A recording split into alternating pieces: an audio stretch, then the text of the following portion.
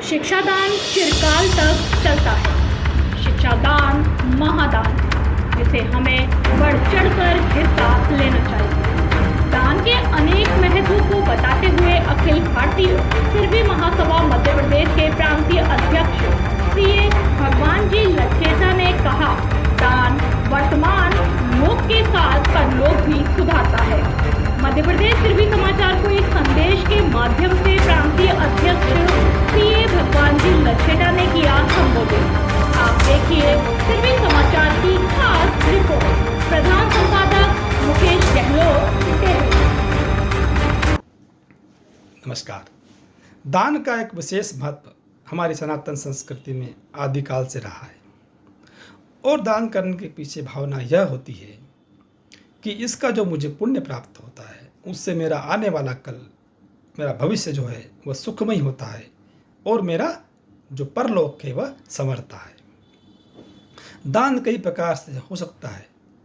पहला जो दान होता है वह वस्तु का दान होता है। इसमें हम समाज के कमज़ोर व्यक्तियों को जो भोजन है, कपड़े हैं आदि सुविधाओं को अर्जित करने में सक्षम नहीं हैं, उनको इन सुविधाओं को, इन वस्तुओं को दान देते हैं या ऐसी संस्थाओं में दान देते हैं जो इस प्रकार के कमज़ोर व्यक्तियों के लिए इन सुविधाओं को जुटाने का कार्य करती है।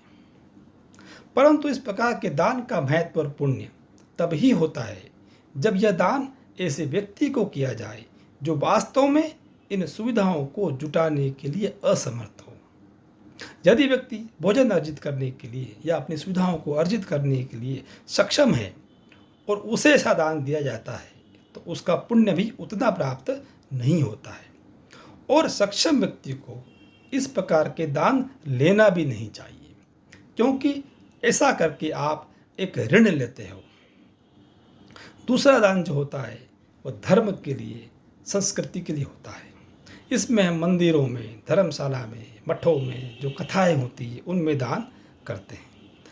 उसके पीछे की भावना यह होती है कि आदिकाल से हमारे समाज में जिन महापुरुषों ने जन्म लिया है, जिन ईश्वरीय शक्तियों ने, देवी ताकतों ने जन्म लिया है, उनके द्वारा जो अच्छी बातें बताई गई है, उनके द्वारा जो आदर्श जीवन जिया गया है, उनके द्वारा जो सुखमय जीवन जीने के तरीके बताए गए हैं, उन बातों को, उन तरीकों को हमारे समाज की अगली पीढ़ी तक पहुंचाया जाए। और इनके जो केंद्र होते हैं वे हमारे मंदिर होते हैं या मठ होते हैं या कथाएं होती हैं। उनके माध्यम से इन अच्छी बातों को समाज तक पहुंचाया जाता है और समाज उनके माध्यम से इन बातों को ग्रहण करके अच्छा जीवन जीने का प्रयास करता है और इस प्रकार हम धार्मिक रूप से, सांस्कृतिक रूप से समृद्ध होते हैं। इसीलिए धर्म के लिए किए गए दान को शास्त्रों में श्रेष्ठ दान का दर्जा दिया गया है। अगला दान जो होता है वह शिक्षा के लिए होता है। यह दान ऐसे व्यक्ति को किया जाता है जिसके पास ज्ञान नहीं होता है या अच्छी शिक्षा अर्जित करने के लिए धन नहीं होता है। हम सीधे ही उन व्यक्तियों को दान करते हैं, ये धन मुहैया कराते हैं या उन संस्थाओं के माध्यम से धन मुहैया करवाते हैं या ज्ञान मुहैया करवाते हैं, जिससे कि वह व्यक्ति भी ज्ञानवान हो, शिक्षित हो। और जैसा कि दान का जो उद्देश्य होता है वह परलोक सुधारने के लिए होता है। शिक्षा दान ही एक ऐसा दान है जिससे आपका परलोक तो सुधरता ही है, आपका यह लोक भी सुधरता है। क्योंकि शिक्षा के दान करने से व्यक्ति शिक्षित होता है, उसका परिवार समृद्ध होता है, समाज समृद्ध होता है और इस प्रकार हम एक श्रेष्ठ देश का निर्माण करते हैं। और शिक्षा दान को स्थायी दान भी कहा गया है, क्योंकि यदि किसी को आपने खाना खिलाया या कपड़े दिए तो वह वस्तु तब तक रहती है उसके पास में, तभी तक आपको पुण्य प्राप्त होता है। खाना हजम हुआ, पुण्य खत्म हुआ। परंतु शिक्षा दान ऐसा दान है जो चिरकाल तक चलता है।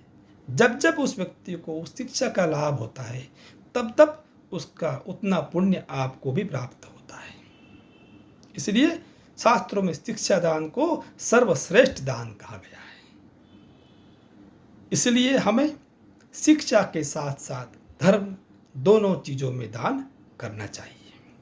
क्योंकि यदि केवल धर्म में दान करते हैं तो शिक्षा से रहित जो धर्म होता है वहाँ पर रूढ़ियाँ पैदा होती हैं, कुप्रथाएं पैदा हो जाती है।